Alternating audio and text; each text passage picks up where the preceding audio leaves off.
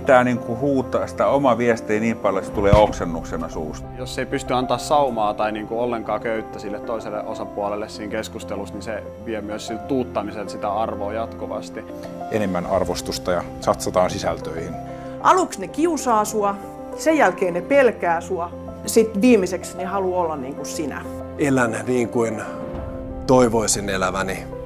Henkinen fiilis on tosi tärkeä, ja jos mä jonkun sortin brändäystä itsestäni teen, niin se on vaan sen kertomista eteenpäin. Totta kai mä koitan olla kaikessa niin hyvä, mitä mä teen ja näin, mutta niin mä koitan olla sekä artistina että ihan mun niin kuin jokapäiväisessä elämässä. Että jos et sä ole ottanut turpaas huolella muutamaa kertaa, niin sä et ole yrittänyt tarpeeksi.